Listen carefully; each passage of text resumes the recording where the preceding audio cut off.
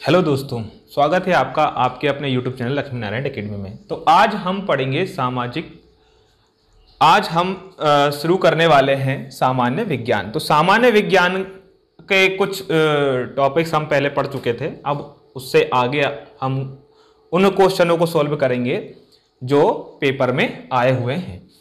तो पहला प्रश्न है कि 1 किलोग्राम रेत को 90 डिग्री सेल्सियस तक गर्म किया जाता है। रेत को गर्म किया जाता है और 30 डिग्री सेल्सियस पर पानी में डाल दिया जाता है। ठीक है, 90 डिग्री सेल्सियस गर्म है रेत और पानी का टेम्परेचर कितना है, 30 डिग्री है।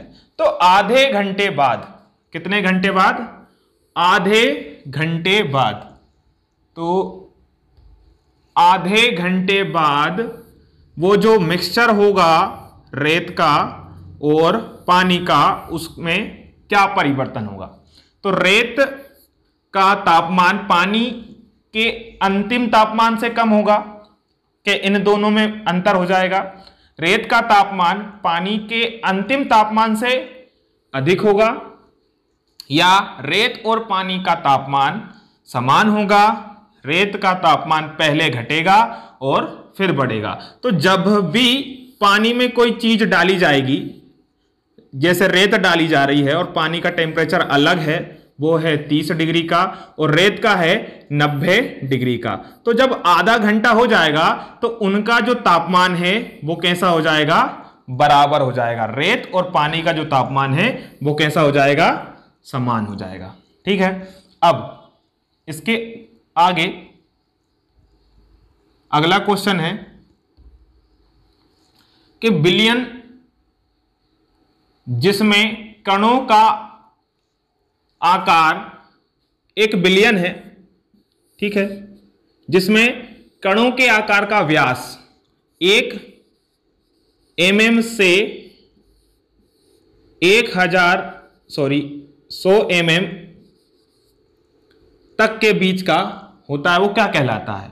तो इससे पहले जो 1 mm से कम वाला जो होता है वो वास्तविक बिलियन कहलाता है।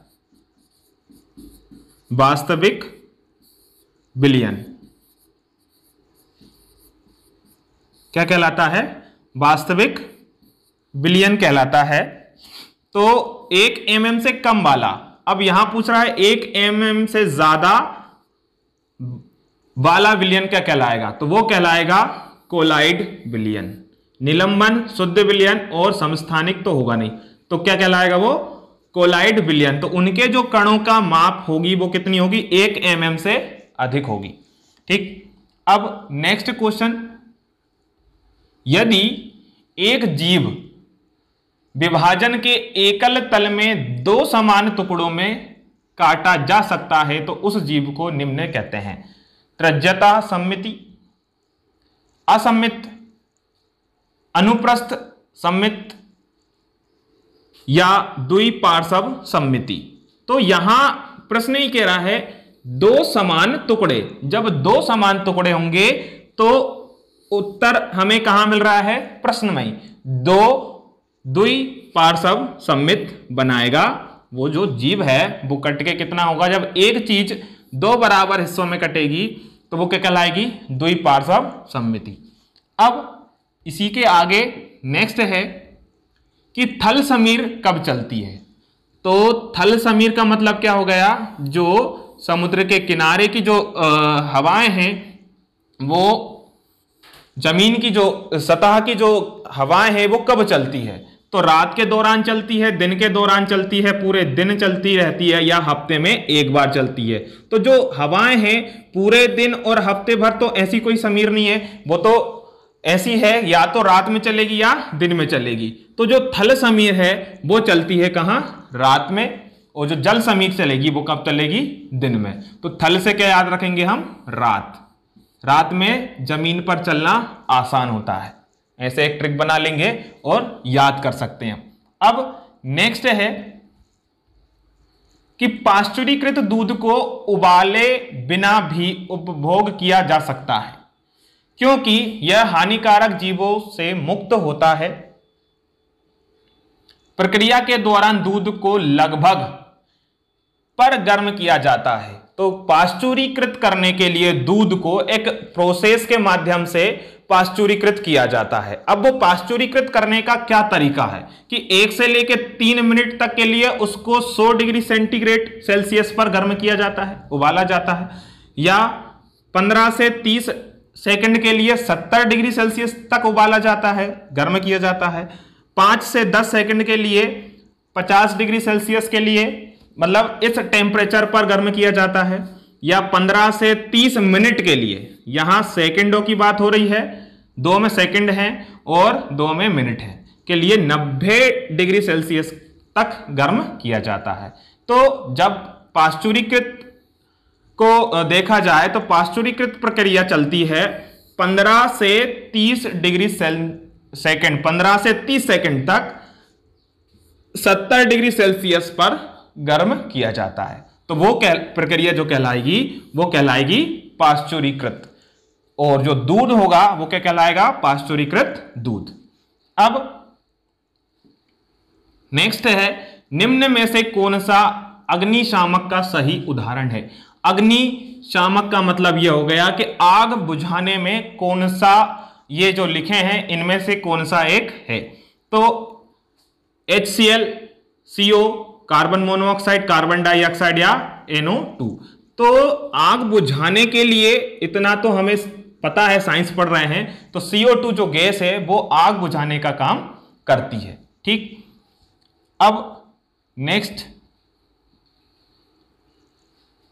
हाँ, ये जो प्रश्न है ये है Na2 sodium, CO3 carbonate, sodium carbonate, 10H2O का परमाणु द्रव्यमान निकालना है। क्या निकालना है? परमाणु द्रव्यमान का द्रव्यमान निकालना है। तो Na2CO3 और 10H2O का परमाणु द्रव्यमान निकालना है, जहां प्रश्न में दिया है Na बराबर 23U, C कार्बन बराबर 12 होता है, O बराबर 16 और H बराबर 1। तो इसको हम कैसे हल करेंगे? ये लिखा है Na2, तो Na कितना है? 23, यहां कितना लिखा है? 2, मतलब 2 बार उसका गुणा, फिर चिन्ह काय का लगाएंगे? प्लस का। C कितना है? 12 प्लस O कितना है? 16, 16 गुणा 3 प्लस 10 ये वाला, फिर H2 कितना है? 1, तो 1 गुणा 2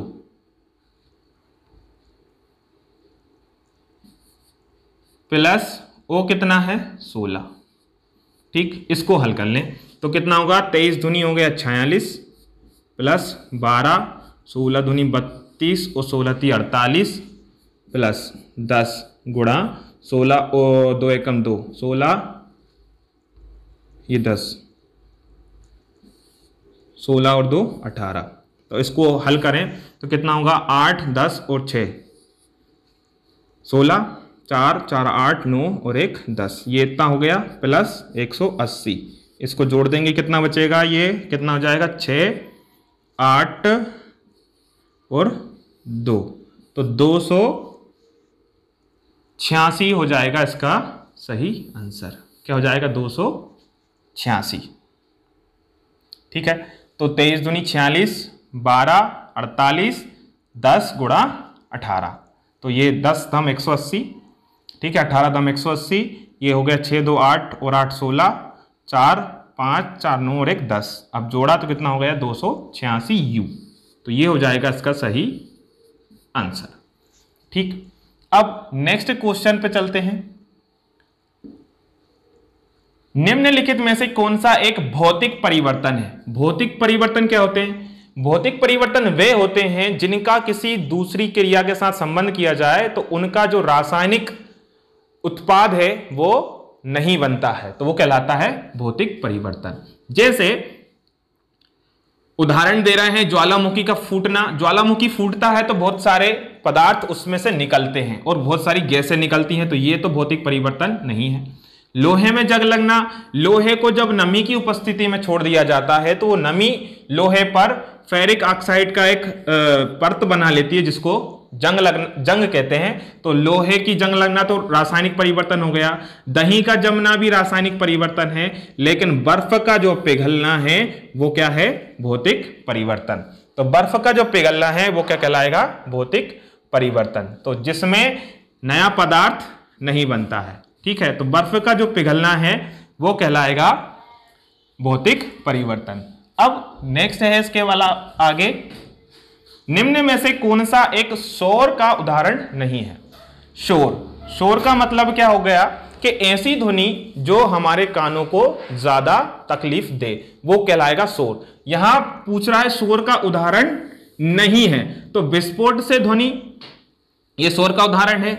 कारखानों की जो ध्वनि है, आवाज है, वो भी शोर का उदाहरण है। वाहनों की ध्वनि ये भी आवाज है, ऐसी जो हमारे कानों को अप्रिय लगती है। तो अगला है संगीत वाद्य यंत्रों से ध्वनि। ये जो ऑप्शन है ये शोर नहीं करता, तो यही पूछ रहा है ना, शोर का उदाहरण नहीं है। तो संगीत और वाद्य यंत्रों की जो ध्वनि है वो हमारे कानों को कैसी लगती है? प्रिय लगती है, इसलिए वो शोर नहीं है। अब अगला प्रश्न है, एक तरल के क्वथनांक के लिए निम्न में से कौन सा एक सही नहीं है? क्वथनांक के लिए सही नहीं है। एक तरल की प्रकृति पर निर्भर करता है, तो यहां पूछ रहा है नहीं है। तो जो तरल है वो उसकी प्रकृति पर निर्भर तो करेगा कि वो किस तरीके से बह सकता है, किस तरीके से कोई बर्तन में रखा जा सकता है। फिर यह तरल की शुद्धता पर निर्भर करता है, बिल्कुल करता है। या कमरे के तापमान पर निर्भर करता है, या यह वायुमंडलीय दाब पर निर्भर करता है। तो ये भी करता है, क्योंकि वायुमंडलीय दाब यदि कम होगा तो तरल पर प्रभाव जरूर पड़ेगा। बस किस पर नहीं पड़ेगा? तो वो है कमरे के ताप पर। तो सही नहीं है, कौन होगा वो? यह कमरे के ताप पर निर्भर करता है। अब जिस तरीके से ये क्वेश्चंस किए हैं, ये क्वेश्चन पिछली परीक्षाओं में आए हुए क्वेश्चन हमने सोल्व करे हैं। तो हमारी वीडियो पसंद आ रही है तो लाइक करें।